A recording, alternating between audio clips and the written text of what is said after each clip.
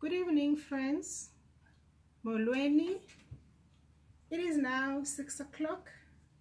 We are talking gender-based violence. My name is Koliswa Madebese Nochurana. I am the author of the memo titled, I Kept on Crying.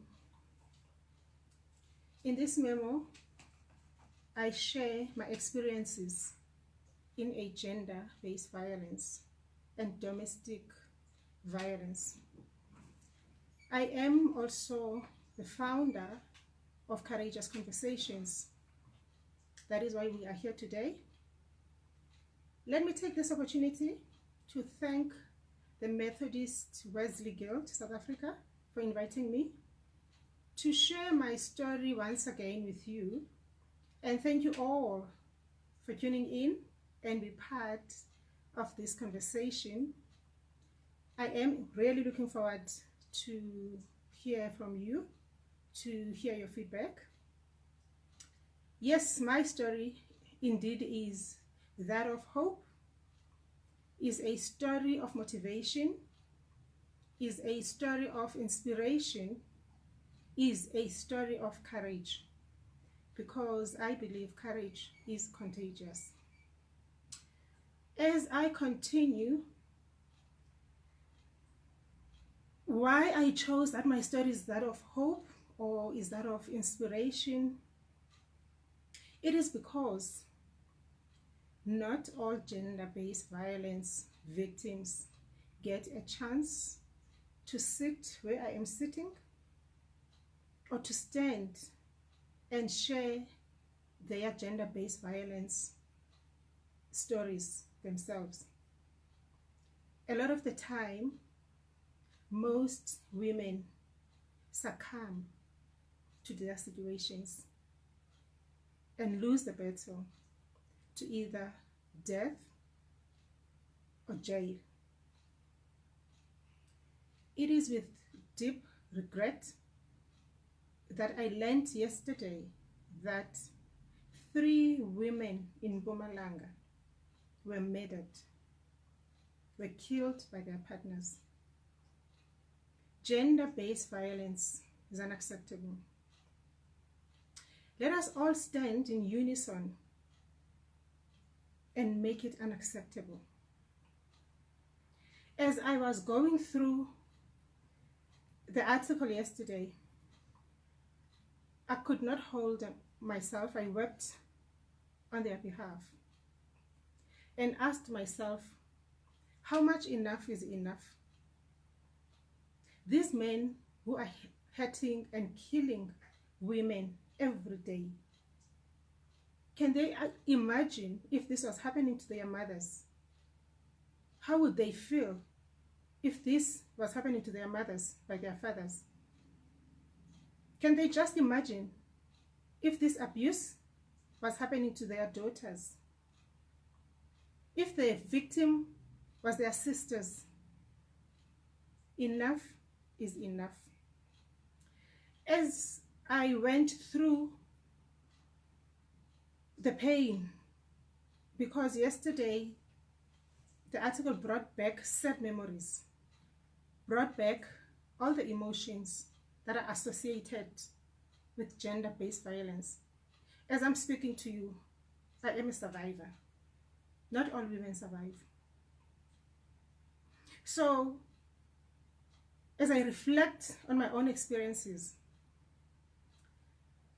I decided that let me direct this talk, this live talk today, to men and ask them questions. And as I ask them questions, you too, victim, you too, women, I want you to ponder on these questions. I want you to reflect on these questions. The first question, I have 5 questions that I want to ask men. And as I ask them these questions, I want them to answer these questions in their corners truthfully and at least be honest to themselves. Because gender-based violence is not acceptable. And as they continue to do this, it's a crime. It can land them in jail. While a lot of us, while many women do not have a second chance in life, they get killed. It's not acceptable. It is a crime that we all need to fight. I decided that in this platform, I'm going to ask them a few questions. And one of those questions that I decided that they are uncomfortable, as I said. I want men, and I'm asking them now, I want men to answer, do you isolate your partner? And when they get this question from me, I want them to take it personally and ask themselves, do I isolate my partner? And when they ask that question, they must ask themselves why they are doing it. I'm also asking, why are you doing it? I'm reflecting on these questions because they are extracted from my book. They're from my own experiences. I was isolated for the purposes of him trying to control and manipulate my space and my surroundings. When you isolate somebody, yes, you are not physically abusing that person.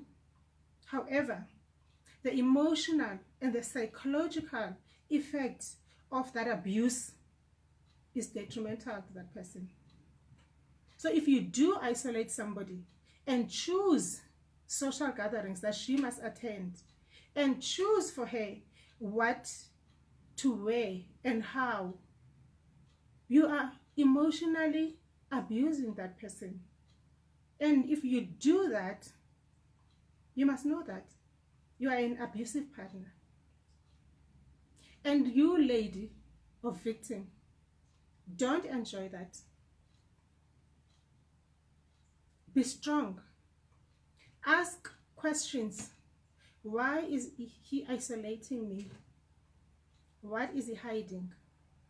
Because if he grew up, I'm just making an example, seeing his own father doing it, that is not an excuse for him to do it. He must deal with his childhood memories. He must consult. He must deal with his problems. The problems and the reasons why we get isolated, they vary.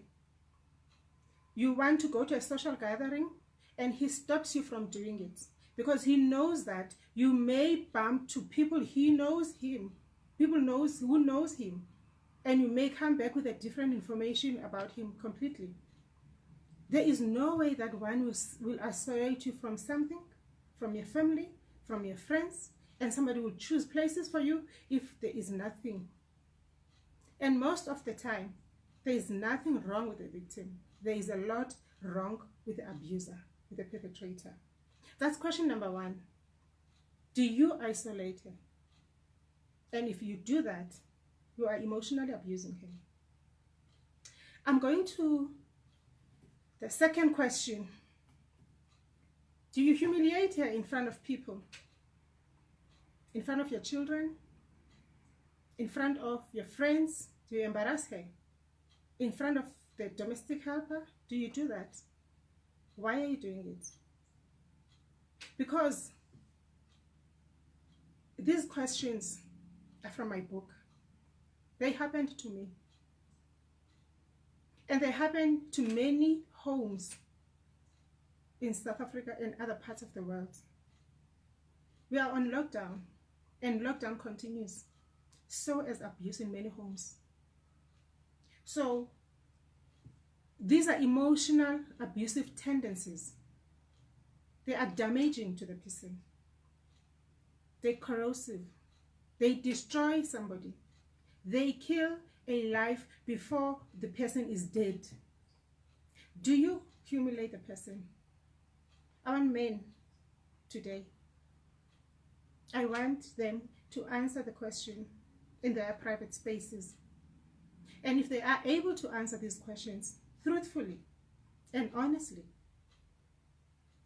they will be able to raise mature men, to raise boys and girls that will say no to physical and emotional abuse, to both girls and boys that won't see abuse as an option. Instead, they will be able, when they have differences with their partners, to sit down and discuss and find a solution. Gender-based violence is not a solution. It's killing us. How much enough is enough? How much more do you want to hear from us? How many women should die for all you men to get a satisfaction? Enough is enough.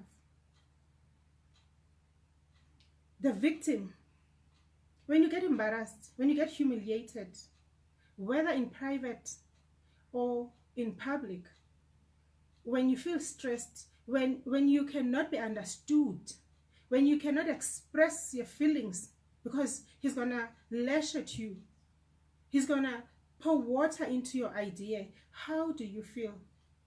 How that makes you feel? What happens to your confidence? What happens to your self-worth? What happens to your self-esteem? Don't allow it. It's emotional abuse. You get depressed. You feel degraded, belittled.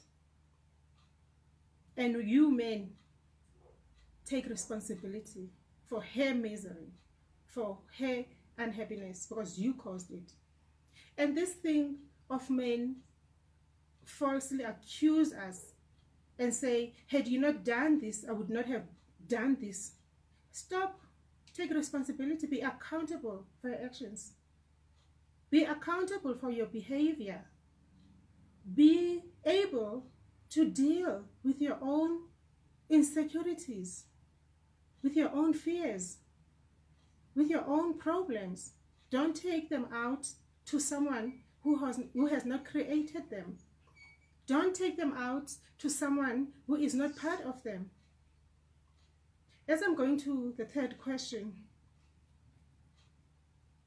do you falsely accuse her, knowing very well she didn't do it? Do you do that? And when you do that, what kind of satisfaction do you get from it? What joy do you derive from that? Why are you doing it? Why do you falsely accuse her of things she did not do? They are in my book. I would be accused of knowing somebody at a store. We're walking into a restaurant or we're walking into the store. And he will ask me, do you know him? I will ask him back, who? And then he will point at the person. I said, no, I don't. And then he said, hey, don't you make me a fool, Wena? Why is he looking at you? How do I control who looks at who? You know? And when we get at home, I'll be beaten. I'll be assaulted. Because he says, I'm making a fool out of him. He saw that man looking at me, and we walked throughout the store, and that man was following us, and that man was looking at me. And I will be beaten because somebody was looking at me. That was a false accusation. Because if somebody is looking at you, that person will talk to you. And if that person is looking at you, and you did not see that, or you don't know the person, you even said to him, I don't know him, he will still assault me and ask me, if I was not around, were you going to listen to him? How will I know what is in someone else's mind? I hope, men, you're taking notes of these questions, because I really want you to ask yourself these questions. And I want you to answer these questions to yourself, not to anyone. Because it starts with acknowledging that you are an abuser. It starts with admitting that what you're doing is unacceptable. It starts by acknowledging that what you're doing is wrong, is hurting to other people. And you, victim, when these things are happening, these are the signs of an abusive environment. These are the signs of an unhealthy emotional relationship. Because when you are accused of something you know very well that you did not do, you lose confidence. You get out of words to express or to explain that you don't know what you don't know. You go out of your way to think, how am I going to respond? Should he ask me this? You sit living your life trying to all make alterations to yourself and to your body, so that if he accuses you of something, at least he sees that this is how you have done it. You cannot live your life making alterations. You will end up with no limbs, no eye, no leg, because you keep chopping, you keep changing how you look, you keep changing how you do things. You change your hairstyle for him because he's going to say, you do this hairstyle for this. You are wearing like this because you want to attract men. No. Have your confidence. Know that when these things are happening, this is an unhealthy, emotional, and abusive environment. I have another question. I have prepared 5 questions for you, men. I don't want to bombard you with a lot of questions. You end up not being able to answer. Because I want you to reflect and think about these questions and see yourself in them. And be honest enough to start these conversations in your own homes. Because you cause pain. You are the perpetrator. You should be able to say, I am sorry. If I had done this to you, I was not aware that this is an abuse. I thought I was loving you. Because you do this under the pretext of love. There is no love that accuses another person falsely. There is no love that humiliates and embarrasses another person. There is no love that isolates another person for himself. No one owns another person. So you've got to ask yourself these questions. Because these are the signs of an emotional, abusive relationship. I went through all of them. I am asking them because I want you to reflect and think deeply and picture your relationship and see what kind of a relationship you are in. Let's say, for instance, you're having troubles in understanding whether or not your relationship is an abusive relationship. Just think, how do you feel when you are interacting with your partner? Just think, how do you feel when you are around him? If you feel anxious, if you feel worthless, if you feel scared to express anything, chances are you are in an abusive relationship. You should not be scared around somebody you love. You should not be scared around your partner. You should not be scared to express your thoughts and your feelings. You should not be scared. But should you be unable to express what kind of a relationship I am at, instead you get confused because you feel you are misunderstood, then in my view, they are here. A lot of the times I was very anxious. I didn't know what was right. I didn't know what I knew. I would be nervous around him. I would be scared to say anything, to ask him, to have an opinion, because I knew that it did not matter. I tried to live my life according to his life. I tried to make alterations about who I am, and I couldn't. I couldn't change myself. My friends will tell you that. You know, because I'm a generally bubbly and loving person. But when I'm next to him, when I'm around him, I'll tiptoe and have this cover that pretends to be, you know, and I could not sustain that. I couldn't. That's why I had to read and find out why is it that I am not happy most of the time. And I realized that I am in an abusive relationship. And I realized immediately that then I don't belong here. I want to be happy. I want to be with a partner that I would be able to express my feelings, to express my thoughts, and be corrected at any time. Let us agree to disagree. There's nothing wrong with that. Otherwise, how are you going to learn? How are you going to grow? How are you going to develop as a person? You won't be able. Not in that toxic relationship. And because he's embarrassing you, he's humiliating you, he's isolating you, and you feel like, no, he doesn't hit me. You are in an abusive relationship. Do not justify for him. Don't make excuses for him. He's not supposed to be treating you like that. He is not supposed to be treating you like that. Don't take responsibility for his actions. Take responsibility for how you feel. Take responsibility for your own actions. Take responsibility for your happiness, not for someone else's. As I go to question number 4, do you assault her? Do you? Do you lay your hand on her under the pretext that you love her? Do you hit her? Do you slap her? Do you kick her when you're angry? When you guys disagree? I'm asking this question because I personally went through them. I was kicked.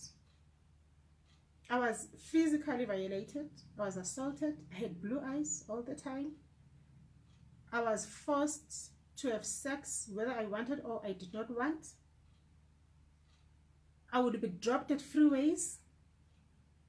I would be manhandled. He'll pull me, you know, and in any manner he wants. Why are you doing it? If you assault her, if you lay your hand on her, why? Do you know that what you're doing is a crime? An assault is a crime. It's an offense. And it is a punishable offense. Why are you doing it? And do you know that when you do it once, you won't stop? If you do it once, you will do it again. You'll find a reason why you have done it. And most of the time, your reason is your victim. She is your reason why you have done it. Why? Why are you doing it? Why are you assaulting somebody you love? Why are you assaulting someone you know very well she won't be able to fight you back? Why can't you deal with your own anger issues? Why is it difficult for you to admit that you have a problem? And today, we are sitting with 3 women. 3 in one day. They were killed by their husbands. It started by a clap, it started by a fist, it started by a simple kick or push, choke. Coming to you, victim. Has he done it? Has he slapped you? Has he physically assaulted you? Has he laid his hand on you? How do you feel about it? Have you laid a charge? I have. I was assaulted many times. I had obtained 5 interim protection orders. And on all those instances, I will go and withdraw it before it is confirmed. Of course, there are interventions, there will be church, there will be family, societal pressure. You know, I will withdraw. And before the family even knows that I was assaulted, I would be given a gift. I'll be taken away for dinner just to show that he's sorry. 2 weeks ago, I spoke about the poem that I saw myself in that poem. I went through that. I'll wear a scarf on a very hot day because I was choked the previous day, and I will have marks on my neck. I'll put a lot of makeup to cover up. It happened once, it happened many times. And you know what I took out of the situation? I blamed myself for staying the second and the third time and the fourth time it was happening. Because I was contributing for allowing him to continue. Because I will want to leave and I'll ask myself, how about the kids? How about finances? How about the car? So I protected the abuse. I normalized it. Do you assault her? Do you lay your hand on her under the pretext that you're protecting her, you love her? Love does not hurt. I want you to ask these questions. And if you are able to answer them, start a debate in your home.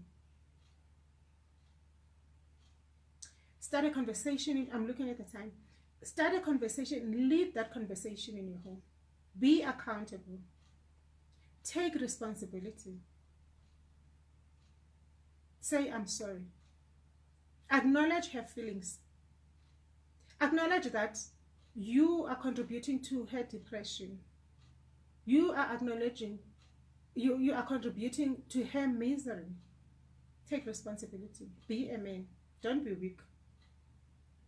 Because I consider those men who assault women, who lay hands on them, they're weak. They do not want to deal with the truth. There's a little voice inside of them who bullies them. They are scared of that voice more than their partners. Because they should beat themselves up. If it means this voice is dominant, is saying things he doesn't want to hear. He's saying things he doesn't want to accept. He's saying things he does not want to admit. Why taking it on another person? I really want you to reflect, to see yourself in these questions. Because there's no way that we're dying because we're killing ourselves. We die in the hands of our loved ones.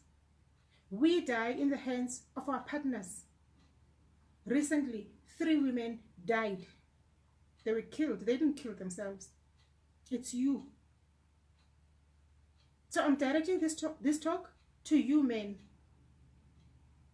You victim, I really want you to reflect and ask yourself, where is my confidence in the midst of everything? You're losing yourself.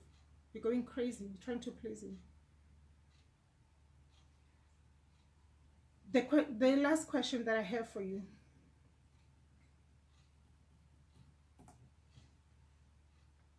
Do you control her finances? Do you do that? Do you financially control her? Do you want her to seek permission from you for using her money? Do you shout at her if she does something and not tell you? Why are you doing that? She's your partner.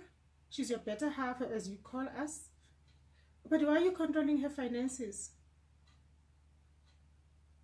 You are being abusive.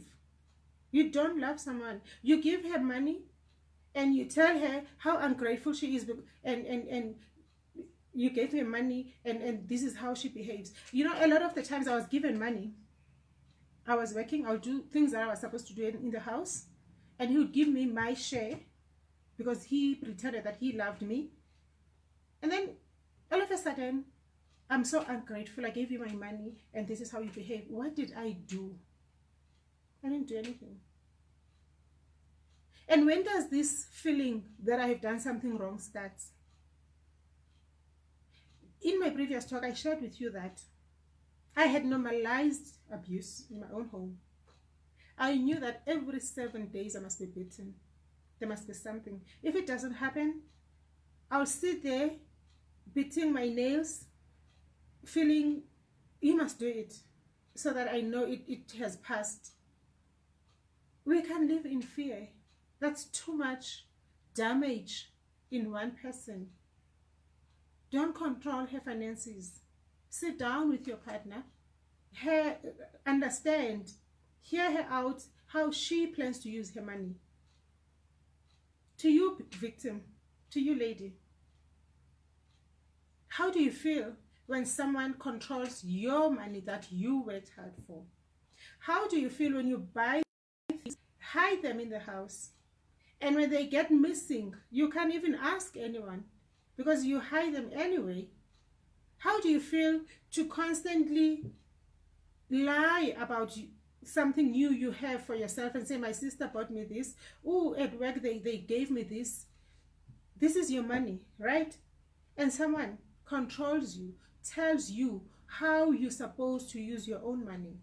You are in an abusive relationship, and it's not going to end until you reflect in these questions. You admit that these things are happening. You allow a discussion on these issues, and you say to your partner, to yourself, enough is enough. We've got to find a platform in our own homes and create a safer environment to talk about gender-based violence in our own homes. Otherwise, we are giving our daughters to accept that mothers should be assaulted, mothers should be treated like this. We want to raise mature women. We want to raise confident women. We want to raise powerful women. Don't take that away from us. Because even if you try to do, not all of us will end up in that cold casket. There's going to be more Collies. Trust me. There's going to be more of us. We are mobilizing women to stand up for themselves. If it continues to be like this, we are telling them, maybe we'll isolate them from me. We are telling them that you're in an abusive relationship. Seek help. If he doesn't want to go for help with you, then that's not where you're supposed to be, or else you will end up in that cold casket cold. Because of time, whether you answer now or later, the fact remains that the above situation is not a healthy situation for anyone. It's an environment, it's an abusive environment. It's awful for anyone to develop, for anyone to grow, for anyone to learn new things. It is not too late. It is not too late to correct your behavior. All I'm asking you to do, be a slave of good habits. Be a slave of good habits. Be that father, that husband, that partner people feel protected around, people feel comfortable and safe around, that man people feel they can ask or say anything around them without being judged, without being humiliated, without being disrespected. Can you, men, be that partner that we feel safe around them? To the victim, to my lady friends, stop making excuses. Stop making excuses for his behavior. Do not try to fit in his life. You were created differently. You will never make him happy by trying to make alterations to your body. Instead, we'll find you with one eye, limping, with one leg, because if he doesn't like your eye, you will change it for him. If he doesn't like your nose, you will change it for him. If he doesn't like your leg or how you dress, you will change, and you will be left with what? You will be left with what? With nothing.